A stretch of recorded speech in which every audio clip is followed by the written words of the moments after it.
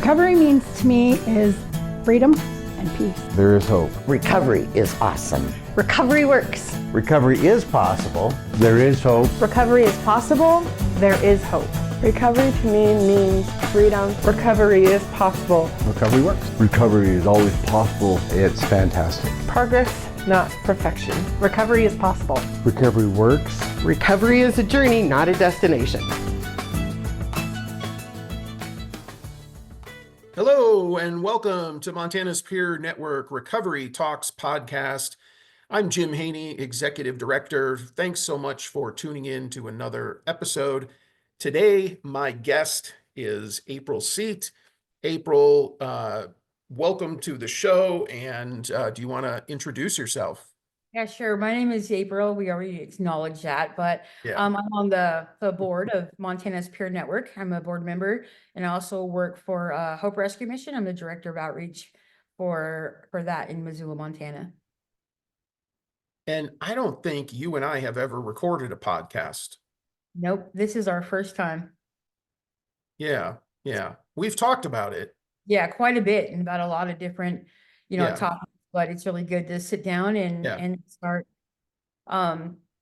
this new journey we'll be on for a while, I'm sure. Yeah. And thank you. Thanks for being willing to come on. And we have a whole bunch of topics we want to talk about, but earlier this week, there was this shocking, is the word I'm going to use, shocking announcement of a federal funding freeze, the FFF, to stop funding grants and programs out to nonprofits. And I'm sort of laughing now, but it was certainly not funny when it happened. And, both of us working for nonprofits, and I had a really unique situation when this happened, because I was actually on a meeting with SAMHSA. And for those of you who don't know, Substance Abuse and Mental Health Service Administration, I was actually on a meeting with like 20 other states when this stuff was coming out. Wow. And shock is the word to definitely use. I immediately went online. Somebody put it in the chat. Let me back up here. So somebody put this in the chat, and I thought, wait, what? And so then I went online, did a quick little, and sure enough, it was everywhere. White House announces, and then then I look back in the chat, and then some other people, and then somebody said something, and then it was like it started, making its way through these different organizations, all nonprofits, all getting grants from the federal government. Oh yeah, and by the way, you're not going to get any more money as of right now. Yeah, no warning, no, even little inkling of like this was going to be something at some point, just like we're freezing it all up. Everybody's resources are now shut off. And, I get actually I don't get it, but I really thinking about this as the days have passed, it's like it could have crucially wounded and crippled, the United States when it comes to mental health and addiction and homelessness and all of those things. Like, thank goodness it didn't last like as most people thought it would, is 30 to 60 days. I don't necessarily think it's over. I think it's just the beginning of how they're gonna, funnel through what they are actually giving. But the stressors of looking at just our community alone, of how many people that would be affected. It wouldn't only be our clients, it would be a whole community that was now in a place of no employment overnight. Right. You want to talk about the people that you serve? You want to, for our listeners? Yeah, so I work for Hope Rescue Mission, and we serve those who are homeless, like struggling with homelessness, addiction, mental health.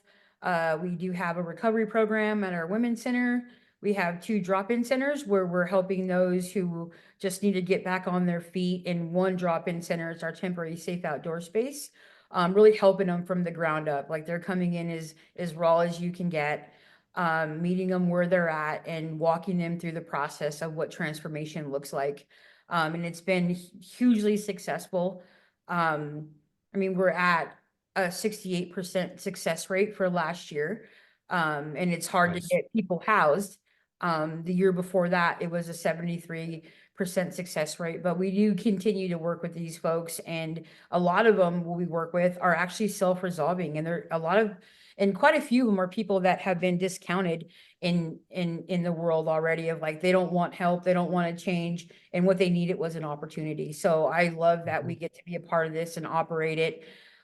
We have our drop-in center at the office that's more traditional, where we're doing like recovery classes and having people come in and, apply for resources for employment, jobs, connecting them with recovery tools and things of that sort, like RAP and Smart Recovery will be starting, which I'm happy that after we trained 3 people, we have 1 that stayed that will be doing the actual Smart Recovery. And that's a whole nother topic, Jim, That's another podcast right there. is really training people up, and you're like, I just trained them to be great for someone else. But Yeah. it's been just super successful. We touched Yeah. 187 people last year through that drop-in center. Families, children, a lot of youth Yeah. is what we're seeing come in that are aging out, like in our programs. And so I'm just thankful that we are not confined to this, like, you guys can only work around this population, that it's for everyone, even people who are housed, people that Yeah. are, parents that don't understand mental health, and they're just searching for someone to come alongside of them. Like, what do I do with my child Right. or family Right. member? So Right. yeah, we You do a lot of great work. thank you. Yeah. Yeah. Yeah. And April's in Missoula, Montana, for listeners out there. She's in Missoula. So this federal funding freeze which came out, what would be the impact to your program? What do you think? And not just your program, the whole community, because it would be all the nonprofits. So what do you, when that was happening in real time, what were you thinking? Thinking like, what are we going to do when we close these shelters down? That, we have the Poverello that has their main shelter, and then we have our winter shelter that now has turned into just an emergency shelter. That's like 500 people that are going to be displaced, and a lot of them won't be connected to their resources anymore, like Montana West Mental Health, all of the mental health services would have been shut down. No one's going to get their medications. People are not going to know, the everyday help that they get is now going to be just solidly shut down. And, how do now these people get to a place of, like, there's already a stigma around, substance abuse and mental health. The biggest challenge would have been, now they're going to go out and self-medicate because they don't know what to do. They don't have their daily like regimen or things that they do, or the help that they need to get them to the next step. Housing, people who have Section 8 vouchers. I know they said a lot of this stuff wouldn't be affected, but I do see, but how are they going to pay the rent for the people that they have housed? Right. And so it wasn't just like, for us, we did experience some like, oh my God, what are we going to do? But if you look at it as just one entire community, there'd be thousands upon thousands of people that would stop getting services, but thousands of people who would now be falling into maybe where our clients are because they no longer have employment. And, it's not like people are getting rich in our field. We're not, Right. do it because, we have the heart to do it. So a lot of us live paycheck to paycheck. And so Yeah. I just see that it could have been like detrimental to this nation if this was to go on any longer. And even, some people that I know, they were already talking about, there's already layoffs, we'll pay you for 9 months and then we're going to lay you off.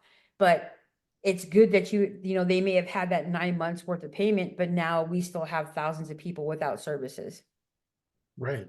And that's just one community Mm-hmm. in little old Montana. I mean, that's not a major city like San Francisco or Seattle or something where, the population, I mean, we only have a little over 1 million people in the state of Montana.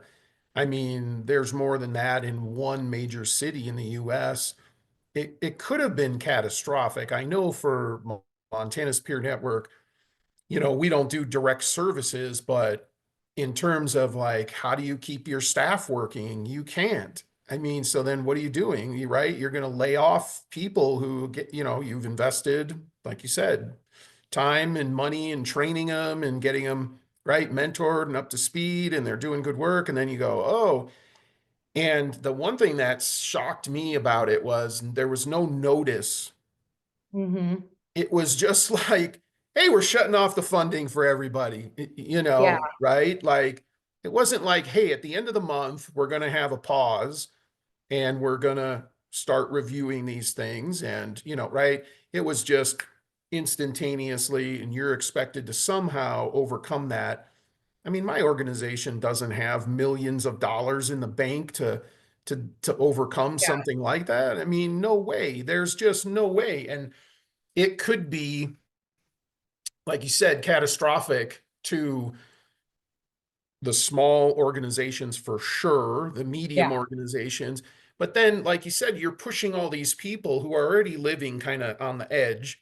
You could be pushing them now into homelessness and more substance use and But even those untreated that are living in mental illness. recovery, Yeah, you're already in recovery. It's like you lose everything, and then what do you have?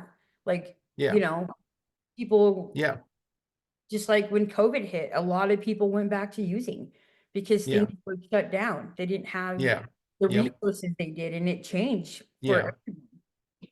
Well, and that's an interesting topic right there too. The as people in recovery doing peer support work, you know, I know, I was involved with a situation in one of our Montana communities with a peer supporter who relapsed and, is living on the streets today. And, it's been 6 months now and they're back using, and the level of shame Mm-hmm. is prohibiting them. People are reaching out. The level of shame is too great to even overcome. Yeah. I mean, I can't say that I wouldn't be in that same position. The guilt and shame would eventually just kill me. Yeah, yeah, yeah. There's that factor too, and it's interesting because the if if I if I put myself in the leader's shoes and I think to myself, okay, I want to review these programs. There's lots of choices on how you might do that. The last choice is I just decide one day at 5 o'clock, I'm going to just crush all these nonprofits. Mm-hmm.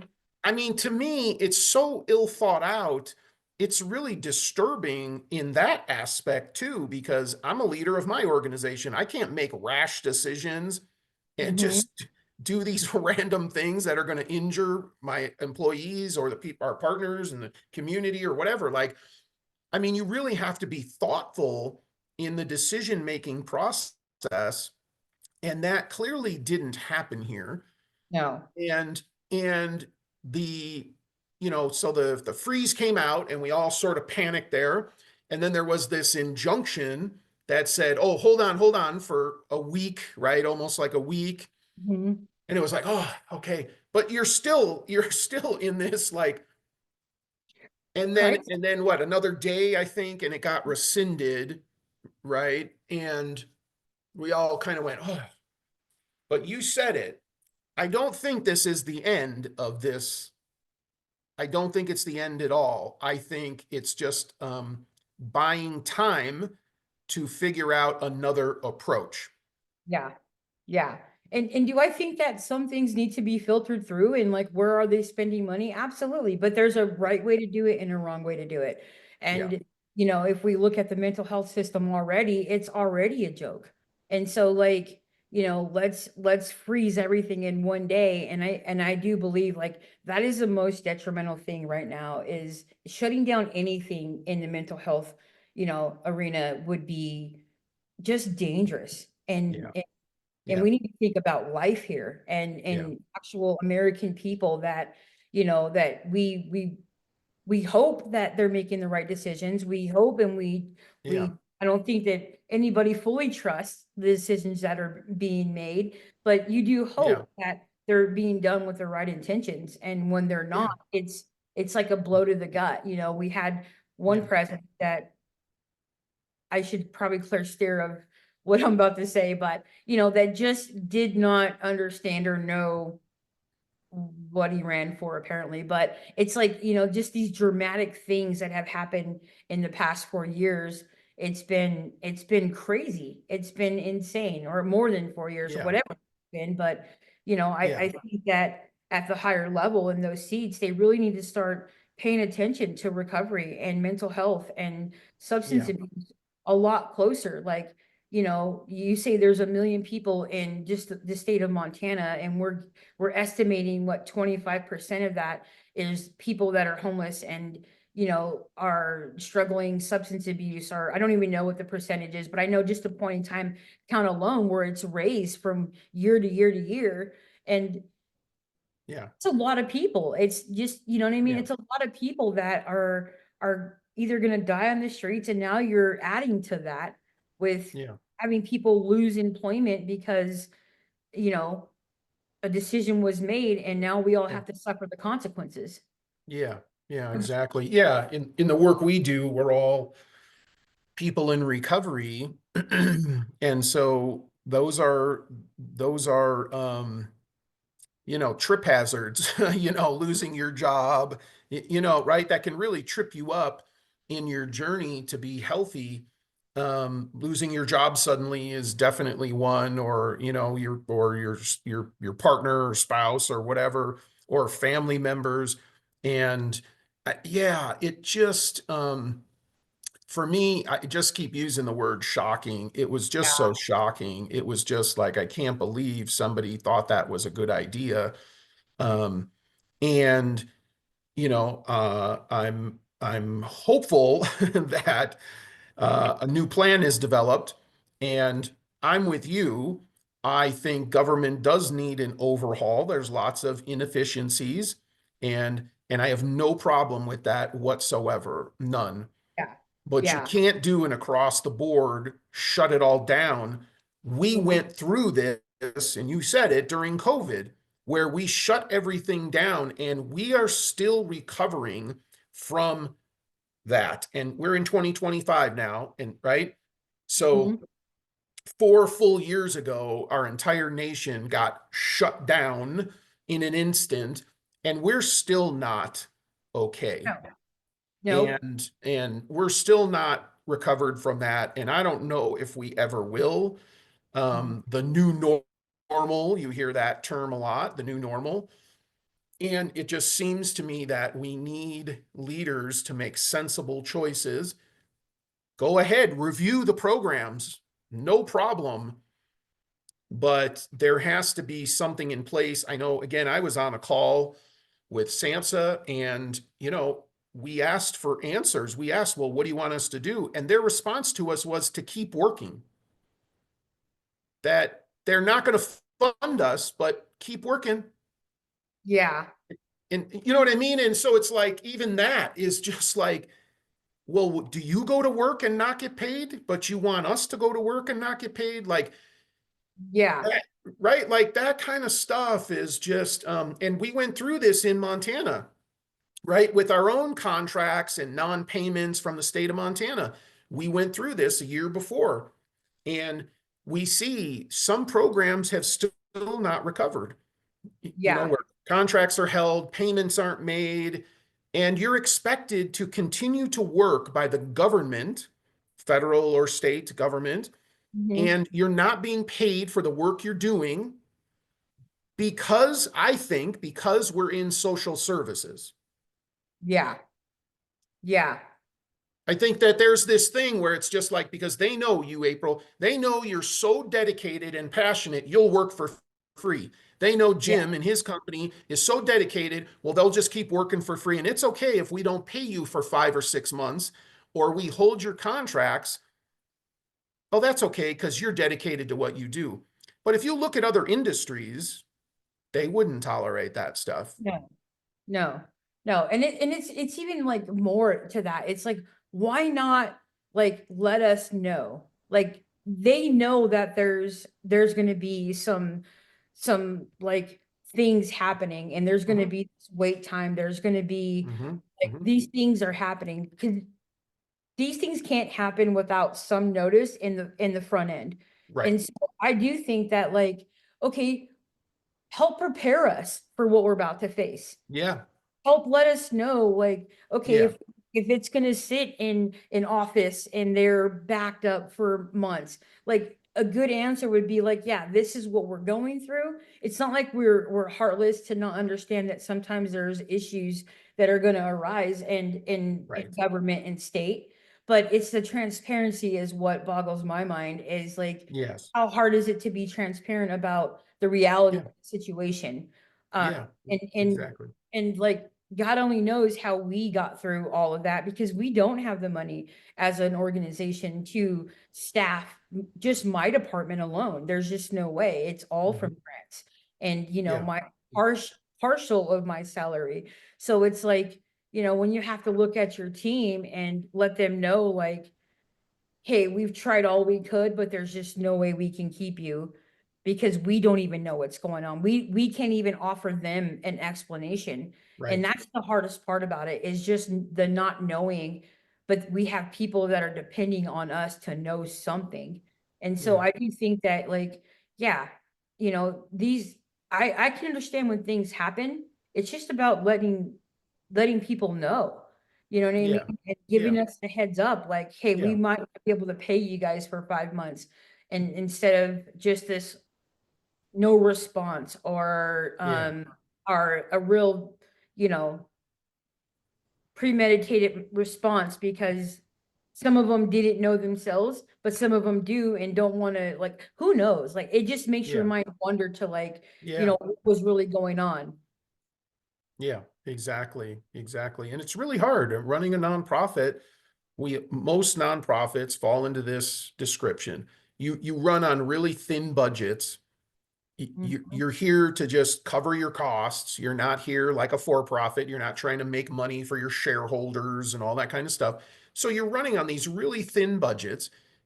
What they offer you is barely anything to begin with. So you have to figure out how to cut corners and make it all work and help the people, that fall into your mission and vision, right? And then it's like, I feel like then we're the ones who get taken advantage of because of that. Yeah. Because for-profits don't tolerate that stuff. If you don't pay us, we don't do the work. See you later. They walk. Yeah. But in the nonprofit world, we're so dedicated to helping people. And in the work we do, you do, is around recovery. It's like we're so dedicated. It's like it's almost abusive is how it feels to me, is like it's to that level of abusiveness. And I know that for me, there's like a trauma to it, that hits you as the leader of the company, and when I had to lay off 2 people when the contract issues came up last year, and I was thinking when this federal freeze went into effect, I thought, oh my gosh, I'm going to have to do that again. I'm going to have to lay these people off. And last year when this happened through the state of Montana, DPHHS, I lost 2 key people in my company because of it. They went on to work somewhere else. And, we're still trying to recover from that. Yeah. Then this federal thing comes along and it's like, oh my gosh, I'm going to have to do this again. Who am I going to lose now? Like the work we do is so vital to society, that fabric, that safety net for people. And it feels like, I've been doing this a long time, like 16 years now. And it was not like this. Government funding was 100% solid. That's Mhm. my experience up until the last like 2 years here, not quite 2 years. That's my experience now that it's flip-flopped completely, that the government funding is shaky and it can't be counted on, right?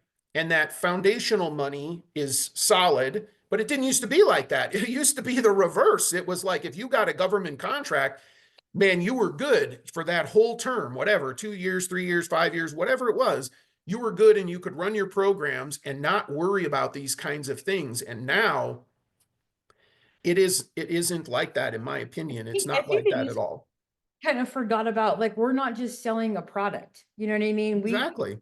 We're our jobs and our lives and our career and what we do, it's investing in human beings. And Mm-hmm. so when these things happen, of course it's like we're so passionate about what we do because we're not just closing down a warehouse. We're closing relationship off of people who Mm-hmm. need to, need us in a lot of ways. Like, Yeah. and I don't want to put this responsibility on myself or anyone, but someone's else, you know, my recovery and in where I am, I've always put it to where like someone else life depends on, what we're doing. And I've taken that to the heart and I've taken it serious is why at the upper level of them making decisions are they seeing it as like, oh, it's just something that we can shut down, but it's not at a human level of thought of like, this is going to impact actual people's lives that, Mm-hmm. some of them, if they didn't have their medication, they might not ever come back to trust that again, and so it's not, True. this is not about a product. This is about human capital and people's life depends on like that drop-in center being open because it's Mm-hmm. cold outside and they have Mm-hmm. nowhere to go. Right. You know, and whatever decisions they made to put him there, that's not our concern. Our concern is to make sure that this person doesn't die out there alone. And so it does affect like everything. Like we're not Walmart. We're not gonna shut down and things are Right. gonna sit on the shelves. Right. Like we're gonna shut down and now we have lives to Right. worry about. Yeah, exactly. Exactly. Yeah, it was really this was a tough week. This was a Yeah. really tough week. And for the moment, I think things are okay. I think. Um, but it's tough. I mean, really, it's tough. You know, yeah, I mean, it's really like if this is our future for the Mhm. next few years or whatever, I mean, it really makes me pause and really think about it because you can't throw these kinds of shocks down to nonprofits. They just can't Yeah. absorb them. Yeah.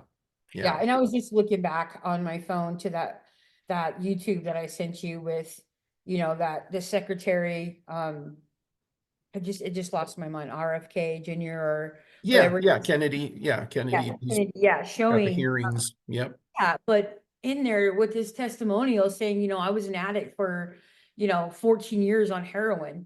And Mhm. and really that's what I think as, we continue to move forward with this recovery movement is like, really focusing and maintaining that like we need to be in these places sharing our recovery and the the importance of all of that stuff. Like how can we continue, because I don't think it's over enough to the fact of like we should not come to the table with something, to the Mhm. legislator and to the senators and stuff about Mhm. like how Mhm. crucial it is for these programs to still be funded. And Yeah. I think we have an opportunity with, this whole thing of crisis and how things could have collapsed. I always see an opportunity in something. And I really see that's an opportunity for us in recovery and in leadership to say, okay, what can we do to come to the table and really, waking up and shake it up to show them the reality of our life experience.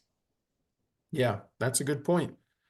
That's a good point. I mean, it's always effective when we can share our stories publicly, what we've gone through, how we've overcome trauma, mental health issues, homelessness, substance use, whatever, self-harm. I mean, I always think that that's really important for people to hear, especially we're talking about decision makers, right? I mean, it's important. It is. And it's also important for us as people in recovery, I think, to share those aspects, and share the fact that we were here down and out. We were down on the mat, but we got back up. And this is where we are today. Yeah. We're out helping other people and trying to make a difference. Yeah, I think that's always very Yeah. powerful. It's always Please, very, yeah, very thank you. powerful. I'm really just staying away from like, this isn't about self-promotion. It's about, an impact that it can make in someone else's life. Yeah, And that's what I seen today when I seen Kennedy Jr. just sharing. It wasn't about anything but him just sharing his actual experience to say, this is why I'm behind this. This is why I'm Yeah. so passionate. And I Yeah. know that we're talking about many things, and the conversation changed within the course of a second, but he was holding on to like, this is reality. This is a fact. yeah. So that's what I loved about that. Very powerful, very powerful. If you haven't seen it, it's on YouTube. You can watch the confirmation hearing for Health and Human Services. Robert Kennedy Jr., they're really, they're grilling him. They're asking him some tough Yeah. questions. Yeah. Well, April, I want to say thank you for coming on and being willing to talk about this topic. I think this is important. I think people need to hear it so they understand. There's might be listeners who don't understand what that means when a federal funding freeze comes on and how that might impact people. And I hope you, the listener, got something out of this. I hope you tune into more episodes. We're going to have more podcasts with April. We're going to be jumping around doing different topics. So I encourage you to click on those and check those out. April, again, thank you so much. Thank you for having me. It's always a joy to sit down and just have some of these tough conversations and really be able to share the truth about where we are and where our hearts are to serve others. Excellent. All right. Thank you. Tune into another episode of Recovery Talks Podcast. There's always hope. Recovery is possible. Recovery works. There is hope in recovery. Healing takes time. Recovery means resilience. You can get through anything. Recovery works. Recovery